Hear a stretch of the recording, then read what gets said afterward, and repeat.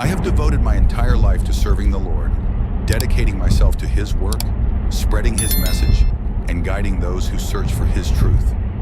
For decades, I stood at the pulpit, delivering sermons filled with conviction, warning people about the repercussions of turning away from God, and urging them to cling to their faith. I never questioned that I was fulfilling the purpose He had set for me, nor did I ever imagine that my own faith would be challenged in such a profound way. My name is Pastor David, and what I'm about to share is not just another testimony. It is a warning, an urgent message given to me directly by Jesus Christ. And if you choose to disregard it, I fear you might not be ready for what is coming. For months before everything changed, I felt a weight pressing on my spirit, an inexplicable heaviness, as if some unseen force was trying to tell me something. Every time I opened my Bible, it was as though the words shouted louder than before, urging me to pay attention, to prepare. Scriptures about the end times, repentance, and the call for people to turn away from their wickedness seemed to leap off the page, as if they had been written specifically for this moment in history. At first, I dismissed it as the natural concern of a pastor who loves his congregation, the concern of a shepherd watching over his flock. But deep inside, I knew it was something more. Something was approaching, and I could feel it in my very bones. The dreams began soon after, vivid, unsettling visions of chaos, disasters, and people crying out in confusion. I saw planes falling from the sky, cities consumed by flames, and people running in terror. But the most terrifying part was that no one seemed to understand why it was happening. In one particular dream, I witnessed a great darkness sweeping over the land, devouring everything in its path. I tried to warn people, but they wouldn't listen. They laughed, scoffed, and continued on with their lives as if nothing was wrong, as if everything would continue as it always had. When I awoke from that dream, my heart was racing, my body drenched in sweat, and I knew these were not just ordinary nightmares. They were warnings. I began preaching with even more urgency, telling my congregation that we were entering a crucial time, that the world was changing in ways we could not yet see, and that we needed to return to prayer as never before. Some listened, while others dismissed it as just another impassioned sermon. But I couldn't shake the feeling that something terrible was drawing near, something that could only be avoided if people returned to God. Then the unimaginable happened. It was a Sunday morning, and I had just finished delivering a sermon that had left me physically drained. I spoke about repentance, about seeking the Lord while He could still be found, and about how the world had strayed too far from the truth. As I stepped down from the pulpit, a strange sensation overcame me. My vision blurred for a moment, and a wave of dizziness hit me so hard that I had to grab onto the nearest pew to steady myself. My chest tightened, and a sharp pain shot down my arm. In that instant, I knew something was terribly wrong. The congregation rushed to my side, their voices blending into a blur of panic. Someone called for an ambulance, while others prayed over me, but I could barely hear them. The pain intensified, my breathing became shallow, and within seconds my legs gave way, causing me to collapse onto the floor. Everything around me began to fade. The sound of people shouting, the sight of concerned faces leaning over me, all of it dissolved into nothingness. Then came the silence. Not just the absence of sound, but a silence so profound, so overwhelming, that it felt as though the entire world had been swallowed by an invisible force. I could no longer feel the pain in my chest, nor hear the frantic prayers of my congregation. I couldn't even sense the weight of my body. For a brief moment I thought, this is it, my time has come. But as soon as that thought crossed my mind, I became aware of something strange. I was no longer lying on the floor of my church surrounded by people. Instead, I was floating, weightless, suspended in an endless, vast space. I looked down and saw my own lifeless body, pale face, limp arms. The people around me were still crying out, their hands reaching toward me, but I was no longer there. A sense of calm washed over me. Not peace, not fear, but a strange stillness, as if time itself had stopped. I wanted to move, to speak, to cry out, but I couldn't. I was simply there, existing in a state I couldn't comprehend. Then something shifted. A force, powerful beyond anything I had ever known, began pulling me away from my body. I was being drawn towards something, though I had no control over where I was going. The darkness around me gave way to something else, something that made my soul tremble. not with fear, but with awe. It was unlike anything I had ever seen, a realm that defied explanation. That was the moment I realized I was no longer in the world of the living. I don't know how long I remained in that place. Time didn't seem to exist there. But in the midst of that silence, I became aware of a presence. At first it was distant, almost like a whisper in the wind. But then it grew stronger, more powerful.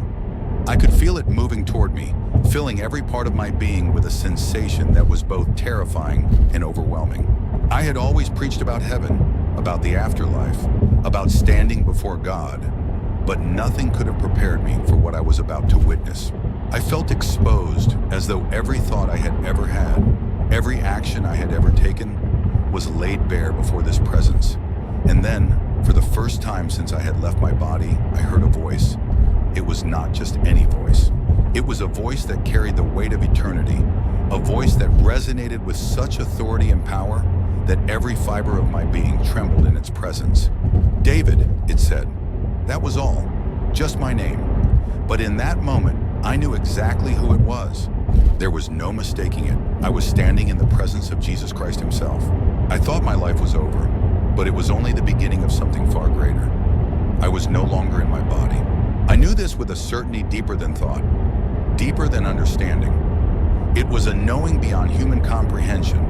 I hovered above the scene below me, watching as chaos unfolded in real time. The congregation was still gathered around, their faces twisted with panic, their voices overlapping as they shouted for help, for a miracle, for anything to bring me back. I saw hands pressed against my chest, someone performing CPR, another person holding my limp wrist, searching desperately for a pulse. Yet despite the urgency of the moment, I felt no pain. I felt no fear. There was only detachment, a strange sense of calm as I observed everything from above. It was as though I was watching a moment frozen in time, one that no longer belonged to me. I should have been desperate to return, to fight for my life, to cling to the body that had carried me through so many years of ministry. But I wasn't. Part of me knew, deep within, that I could never go back, not yet. Then without warning, I felt something shift. A force unseen but undeniable pulled at me, as if invisible hands had gripped my very soul. I had no control over it, no way to resist it. It was stronger than gravity, stronger than anything I had ever experienced.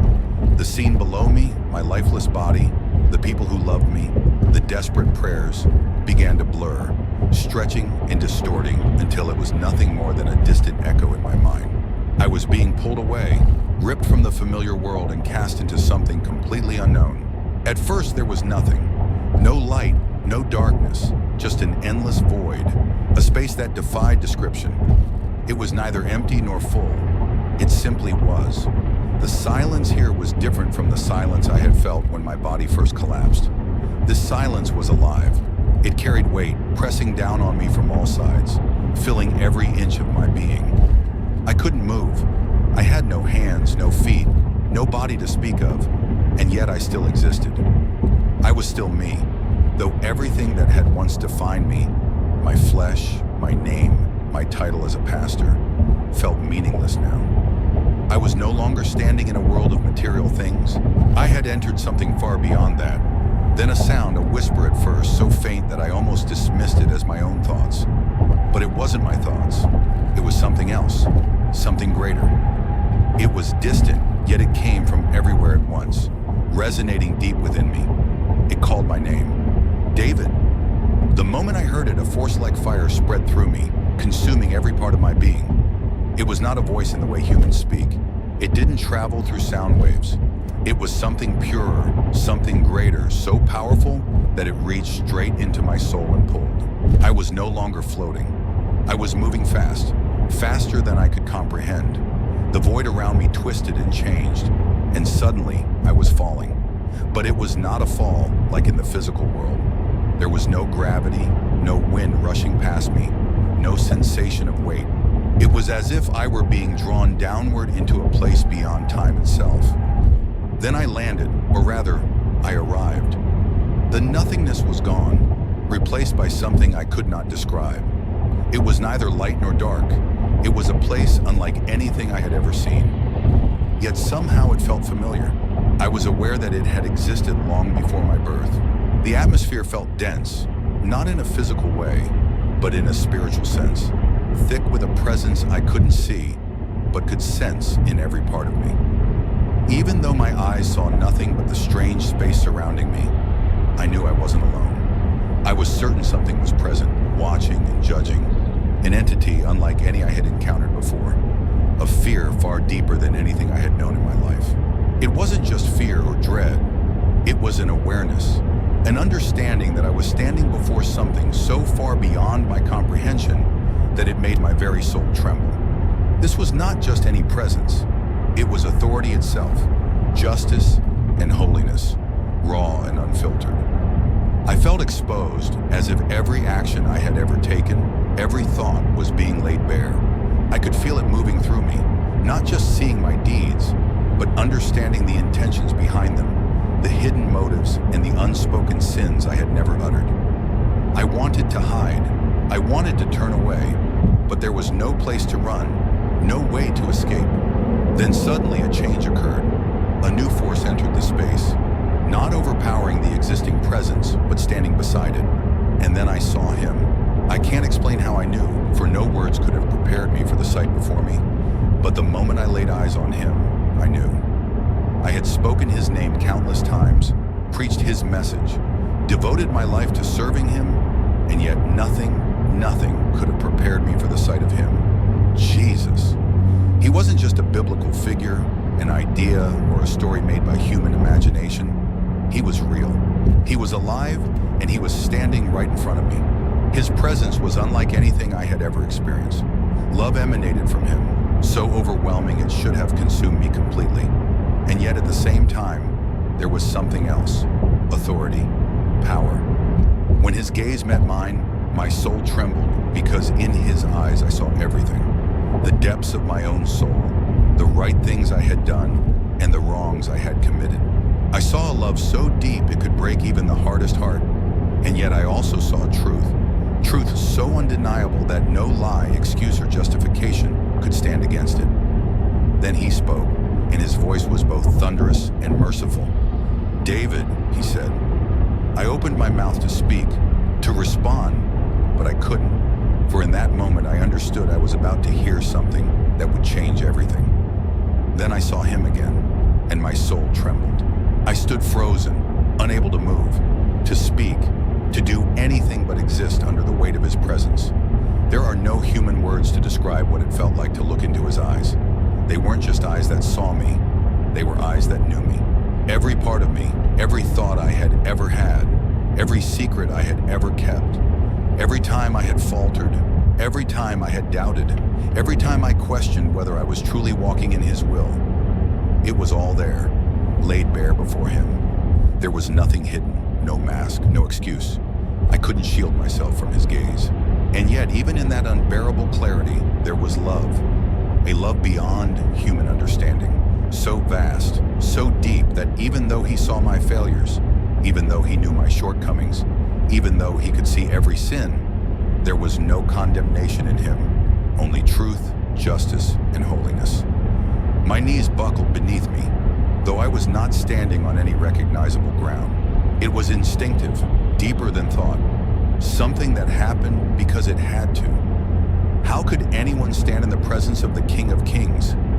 I wanted to cry out, to speak, to explain myself, to say anything, but my voice was gone, my thoughts were gone. All I could do was tremble in the overwhelming reality of who he was. Then he spoke again, and his voice was unlike anything I had ever heard. It wasn't loud, yet it carried more power than the loudest thunder. It wasn't soft, yet it held more gentleness than the most tender whisper. It was both a sword and a comfort, cutting through every illusion, every distraction, every falsehood, while simultaneously filling me with a peace so absolute I thought I might dissolve into it. "David," he said. The sound of my name, spoken by his voice, sent a shiver through my soul. It wasn't just a name, it was my entire existence, spoken as if he had known me since before the foundations of the earth. And he had. I still couldn't speak. Jesus stepped closer, never taking his eyes off mine, though I felt unworthy even to look upon him. I couldn't look away. Truth itself seemed to hold me in place, forcing me to face everything I had ever been. "You have been faithful," he said. "You have spoken my name. You have warned my people. You have called them to repentance. Yet the time is short, and the world is not listening." The weight of his words sank deep into my spirit, heavier than anything I had ever carried. "A great shaking is coming," he continued. His tone, though filled with sorrow, carried an authority that made my soul tremble. "The world is asleep, blind to what is approaching. They have turned away from me. They have placed their faith in idols, in men, in power, in wealth. They have silenced my voice, but I will not be silent." As he spoke, I began to feel something change around us. The atmosphere shifted, and suddenly I was no longer standing before him in that indescribable realm. Instead, I was witnessing a vision unfold before me. So real it was as if I was breathing the very air I had once known. The first thing I saw was the sky, bright and clear, just as it should be. People walked and talked, going about their daily lives, unaware of what was about to happen. But then, in an instant, everything changed. An eerie stillness fell over everything. The birds stopped singing, the wind stopped blowing. Even the sounds of the world, the cars, the voices, the distant noise, faded into complete silence. Then the ground shook, not an ordinary earthquake, not a tremor. This was something else, something more. It was as if the earth itself was groaning, as if all of creation were crying out in distress. Then the sky darkened. I watched in horror as planes fell from the sky, their engines failing midair. Their paths twisted as they spiraled uncontrollably toward the ground. The cities below erupted in panic. People screamed, running, desperate to find shelter. Fires broke out, buildings burned, and smoke choked the air. I saw entire cities consumed by chaos, their streets filled with people who had no idea why it was happening. Some cried out to God, others cursed him. Some fell to their knees in terror, while others tried to pretend it wasn't real. Amidst it all, I saw leaders, powerful men, influential figures, world rulers, standing among the wreckage. They shouted at one another, blaming each other, demanding answers none could provide. I saw political leaders, their faces twisted in concern, standing in a room filled with other figures who appeared just as lost as the people outside. They had power, they had influence, but they had no control over what was unfolding. Then, the worst part. I saw churches, many were empty, their doors closed, their pews covered in dust, as if they had been abandoned long ago. And those that were still filled with people had lukewarm faith. People sat in silence, neither praying nor repenting, nor seeking God, just waiting, confused, not knowing what to do.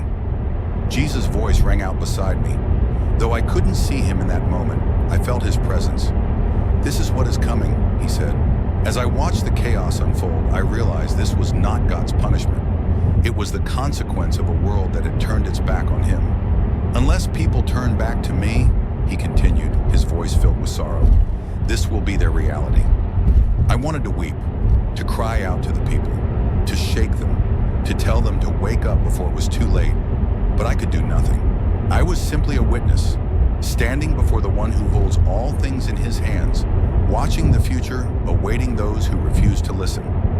Then amidst the destruction, I saw something else, something unexpected, something Jesus wanted me to understand before it was too late.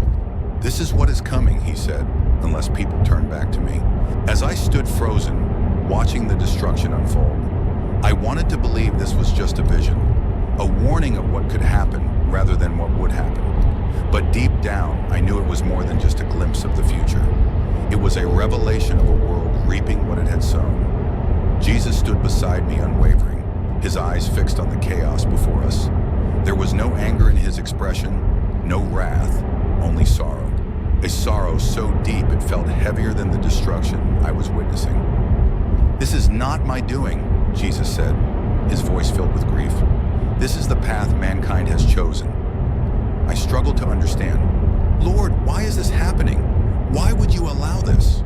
He turned to me, and in that moment, I experienced the weight of a truth I had shared for years, but had never truly understood until that moment. I do not force my children to love me. Jesus had given them free will, and they chose to reject him. They cast him aside, replacing truth with lies, righteousness with pride, and his presence with idols of their own creation. As he spoke, the vision shifted. The fires and falling planes disappeared, replaced by a closer look at the hearts of those who allowed this darkness to consume them. I saw a man in a towering office wearing a fine suit, gazing at his reflection in the glass of his skyscraper window. His bank accounts were overflowing, his name held power, but in his eyes was an emptiness that no amount of wealth could fill. I saw a woman endlessly scrolling through her phone, comparing herself to others, consumed by a desire for more attention, more beauty, more validation. She had everything the world told her she needed, yet her heart was suffocating under the weight of it all. I saw families torn apart, not just by physical distance, but by resentment, anger, and unhealed wounds. Brothers who hadn't spoken in years, children who resented their parents, spouses who had become strangers in their own homes. I saw churches that were once filled with worship now empty, or worse, filled with people who only pretended to believe, attending out of tradition, but with no fire left in their hearts. I saw leaders, politicians, celebrities, power figures, preaching messages of self-indulgence and compromise, leading millions farther from the truth. And worst of all, I saw the absence of prayer. People used to pray, crying out to God in times of trouble, joy, and need. But now I saw a mother, overwhelmed and exhausted, sitting in her car, her spirit broken, yet never once calling on Jesus for strength. I saw a man struggling with addiction, desperate for an escape. But instead of turning to God, he reached for another drink, another fix, another moment of false comfort. Prayer had become a last resort instead of a first response.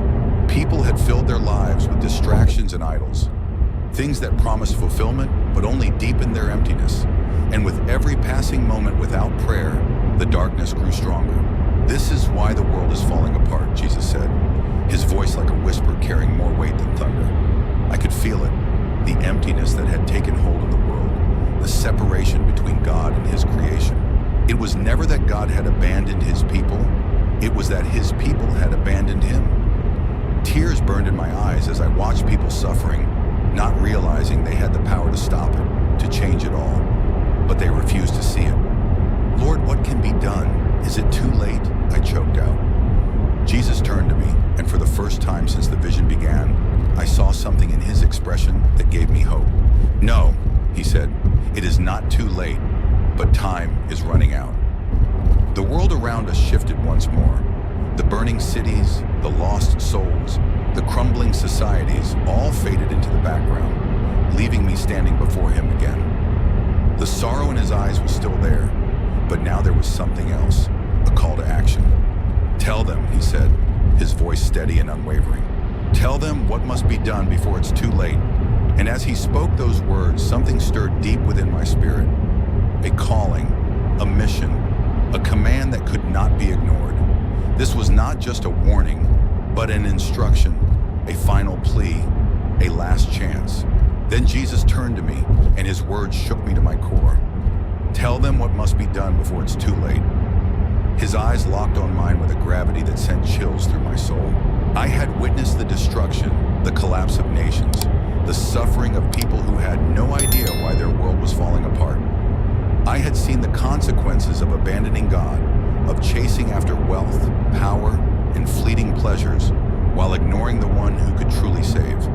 But now as the vision faded and the weight of reality pressed down on me, I knew simply witnessing this was not enough. Something had to change, and Jesus was about to tell me exactly what needed to be done. He stepped closer, and though I had already felt the depth of his love, there was now something else in his presence. A call, a command, a warning that could not be ignored. The time is short, he said, his voice steady yet filled with urgency. Many are asleep, unaware of what is coming, but if enough people turn back to me, I will hold back the darkness. I swallowed hard, knowing that what he was about to reveal would be more than advice. It would be a roadmap for survival, not just for individuals, but for entire nations. Jesus raised his hand, and in an instant, clear, undeniable truths filled my soul. These were not just instructions, they were the difference between life and death, between mercy and judgment, between hope and destruction. Jesus' voice was firm. Tell them that prayer is not a ritual. It is not a last resort. It is the only way to stay connected to me. I saw people who claimed to follow God, but only prayed when they needed something, when trouble came, when desperation set in. They spoke words without faith, without believing that anyone was truly listening. But then I saw those who prayed daily, those who truly knew Jesus, who called on him with sincerity and consistency. There was something different about them. They were shielded where others were consumed by fear. They stood firm where others were lost in confusion. They had clarity. Prayer is not for my benefit, Jesus' voice echoed through my soul. It is for theirs. Without it, they will not hear my voice. Without it, they will be blind to what is coming. The scene shifted, and I saw people hiding their sins, convincing themselves that as long as no one knew, they were still righteous. I saw pastors preaching holiness while secretly indulging in pride, lust, and greed. I saw men and women lifting their hands in worship, yet harboring hatred in their hearts. Jesus' expression darkened, not with anger, but with sorrow. It is not only open rebellion that separates them from me, it is the hidden sins, the ones they refuse to confess, the ones they pretend do not exist. I saw people burdened with things they didn't even realize they were carrying. Unforgiveness, resentment, jealousy, quiet compromises made with the world. Worst of all, they believed they were fine. They believed their sins were too small to matter. Then Jesus spoke again. Tell them that even the smallest sin left unrepented opens the door for darkness. If they do not cleanse their hearts, they will not withstand what is coming. The vision shifted again, and I saw crowds of people hanging on the words of politicians, celebrities, and influencers who claimed to have the answers. Some of these leaders were praised as saviors. Others were condemned as the cause of all problems. But what I noticed most was that everyone was looking to men for solutions. No one was looking to Jesus. Jesus' voice was sharp this time. They put their hope in rulers, in governments, in policies, but no man can save them. No election, no law, no movement can undo what is coming. Only I can. I saw people worshiping their leaders as if they were gods. I saw others cursing their enemies, believing their destruction would bring peace. And I realized they were all distracted, so focused on the battles of this world that they had forgotten the real battle, the battle for their souls. Then Jesus said something that shook me. Tell them this, if they trust in men to save them, they will be destroyed alongside them. But if they trust in me, I will cover them with my mercy. I saw people who claimed to follow Jesus, but their hearts were full of hatred. They despised those who thought differently, voted differently, believed differently. They saw their enemies as evil beyond redemption. But then I saw Jesus on the cross. I saw him looking at the very ones who mocked him, spit on him, nailed him to the cross. And I heard him say, "Father, forgive them, for they do not know what they do." Jesus turned to me. If they do not pray for their enemies, they are not truly following me. He showed me that many Christians were allowing hatred to grow, and that hatred was poisoning their souls. It was keeping them from hearing God's voice, from receiving his peace, from standing firm in the storm that was coming. Tell them, Jesus said, if they cannot love their enemies, they do not know me. And if they do not know me, how will they stand when the shaking comes? I was still processing everything he had told me, still grasping the weight of what needed to be done, when suddenly the vision shifted again. A darkness fell, unlike anything I had seen before. It was deeper, heavier, more suffocating. It wasn't just destruction, it was something worse. I turned to Jesus, panic rising in my soul. Lord, what is this? His answer sent a chill through me. This is what happens if they refuse to listen. Then he showed me something that filled me with terror. The air around me grew heavier, and the presence of Jesus, though still filled with love, carried a weight that pressed down on my spirit. I knew that what he was about to show me would change me forever. My heart pounded in my chest. Though I no longer had a physical body, it was an instinct, a reaction to the sheer magnitude of what I was about to witness. The visions before had been horrifying. But this was different. This was the final warning, the vision of what would happen if the world refused to turn back to God. The darkness came first. It wasn't like the absence of light, but a force of its own, spreading across the earth like a sickness. I saw leaders, men and women in power, standing at podiums, addressing the world with empty promises. Their faces were tense, their words calculated. I saw Donald Trump among them, standing in a room filled with powerful figures. Their voices clashed, their discussions frantic. But despite all their influence, they were helpless. Their policies, their wealth, their armies, none of it could stop what was coming. There was no agreement among them, only fear disguised as confidence, only arguments disguised as solutions. They were leaders without direction, rulers without control. The world beneath them was crumbling, yet they still refused to look beyond themselves for answers. Then the wars erupted. Not one, but many nations turned against each other. Alliances shattered overnight. I saw soldiers marching through ruined streets, civilians' faces covered in dust and tears, their homes reduced to rubble. I heard explosions, sirens wailing in the distance, people crying out for help that never came. The air was thick with smoke, the sky no longer blue but gray, heavy with the weight of human destruction. It wasn't just war between countries, it was war within countries. Violence filled the streets, chaos became the new normal, and people once neighbors became enemies overnight. Then came the famine. The fields dried up, the rivers ran low, and the stores emptied. Parents clutched their starving children, their eyes hollow, their voices weak. I witnessed crowds of people standing in long lines, waiting for food that would never come, while governments struggled to keep order as desperation escalated into chaos. The wealthy clung to their fortune, believing it would shield them, but it proved useless. Paper money and coins couldn't satisfy hunger, and gold and investments couldn't bring water to parched land. Safety and security had vanished, leaving only hunger and fear. The economic crash followed quickly, and the numbers on screens that once defined the wealth of nations became irrelevant. Banks collapsed, businesses faltered, and an economy that had lasted for centuries crumbled overnight. Those who had placed their trust in financial systems now wandered the streets, searching for a way to survive in a world that no longer had room for them. I saw people once deemed successful, CEOs, investors, powerful individuals, reduced to nothing, staring around in disbelief, unable to comprehend how quickly everything had unraveled. Then came the persecution. The world, desperate for someone to blame, directed its fury toward believers. I saw Christians hunted, their churches burned, and their gatherings forced into hiding. The world that once tolerated faith now viewed it as a threat to be eradicated. I saw a man preaching in the streets, urging people to return to God, only to be dragged away, his voice silenced by force. I saw families torn apart, believers imprisoned for the sole offense of refusing to deny Jesus. And the most painful part? People refused to see the truth, even as the world collapsed around them. They continued to blame governments, political parties, the economy, and one another, but never once did they look inward. Never once did they acknowledge that they had abandoned God, turning their backs on the very one who could have saved them. Turning to Jesus, my soul overwhelmed with sorrow, I whispered, "Lord, is there nothing that can stop this? Is there no way to change what's coming?"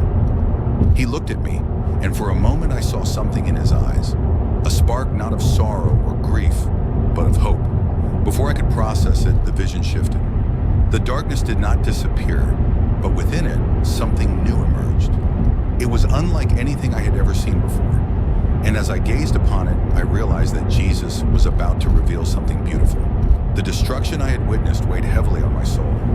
I had seen a world unraveling, a people who had rejected God now facing the consequences of their rebellion. But just when I thought hope was lost, just when the darkness seemed impenetrable, Jesus raised his hand, and everything changed. A new vision appeared. At first it was subtle, a flicker of light in the midst of overwhelming darkness. But as I focused, I saw them, a remnant.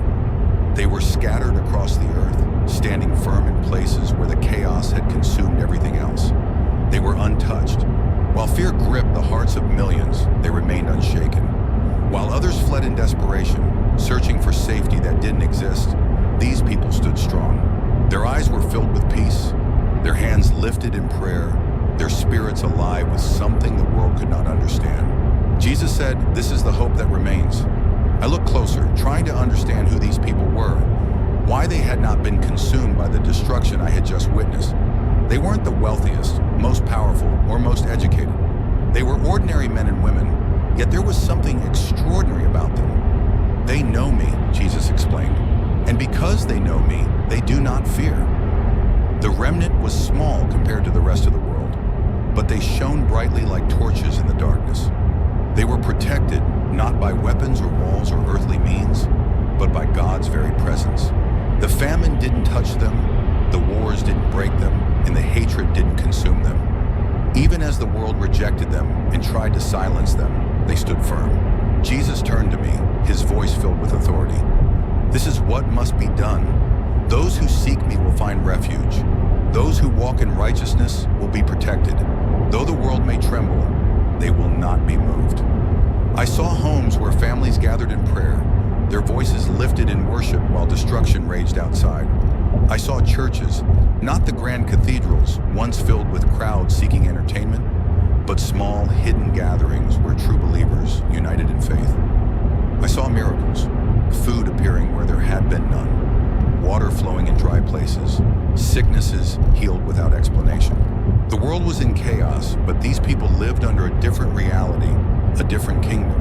How can people be part of this remnant? I asked, desperate to know what they must do. Jesus' answer was simple, but undeniable. They must return to me, not just in words, but in their hearts. They must walk in obedience, faith, and prayer.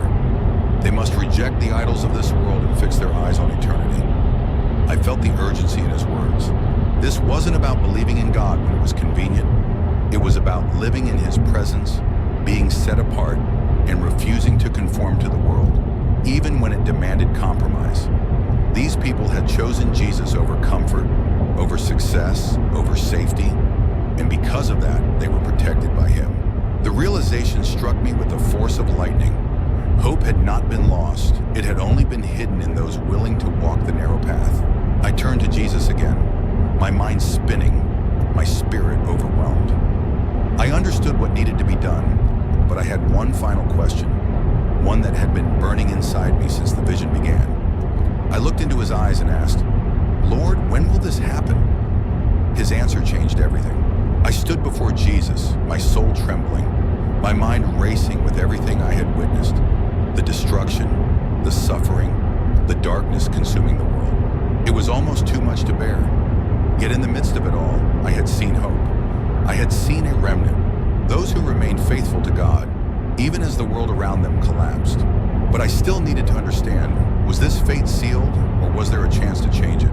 My voice came out weak, almost hesitant, but I had to ask, "Lord, will all of this truly happen? Is there no way to stop it?" Jesus looked at me, his face filled with both sorrow and love. And for a moment, there was silence, deeper than anything I had ever felt before. Then he spoke. His words carried both a warning and a promise. "If enough people return to me, I will show mercy." His words hit me like a flood. There was still time. The suffering I had seen, the darkness that had shaken me, was not inevitable.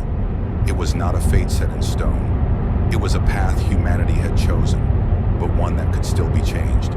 But then Jesus spoke again, and his next words sent a chill through me. "If they do not turn back, the warnings will become reality." I understood then. God was not sending destruction. Humanity was bringing it upon itself. The wars, the economic collapse, the famine, the persecution, these were not punishments from heaven, but the natural consequences of a world that had rejected its creator. A world that had chosen selfishness over righteousness, greed over generosity, hatred over love. And unless people woke up, unless they repented and returned to Jesus, the shaking I had seen wouldn't just be a warning, it would be the future. My heart raced with urgency. "What must I do, Lord?" Jesus looked deep into my soul, and in that moment, every fear, every doubt, every hesitation melted away under the sheer force of his love. He stepped closer, and though his presence was still overwhelming, I no longer felt crushed.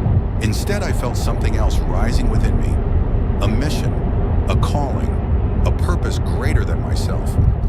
His eyes held mine, and then he spoke the words that would change everything. Now go back, tell them. As he spoke, everything shifted. The vision of the remnant, the darkness, the destruction, all of it faded. I felt something pulling me away from his presence, dragging me backward, away from that holy place. A force stronger than anything I had known took hold of me, and I was falling, violently, uncontrollably, faster than before. It felt as though my soul was being pulled through space, rushing back towards something I had almost forgotten. The weight of my body, the beating of my heart, the air filling my lungs. Then, impact. My eyes snapped open, and I gasped for breath. My chest ached, my limbs felt heavy, and my ears rang with voices shouting around me. I was back. I was alive. But I knew my life would never be the same again. When I woke gasping for air, I knew something inside me had changed forever. I had died, medically, undeniably. Yet here I was, breathing again. My heart beating, my body alive. But I was not the same. What I had seen, what I had heard, what Jesus had revealed to me in that place was not just a vision. It wasn't just a dream, it was a message, a warning, a call to action that could not be ignored.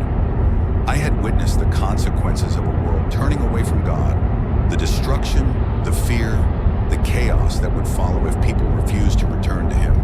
But I had also seen hope.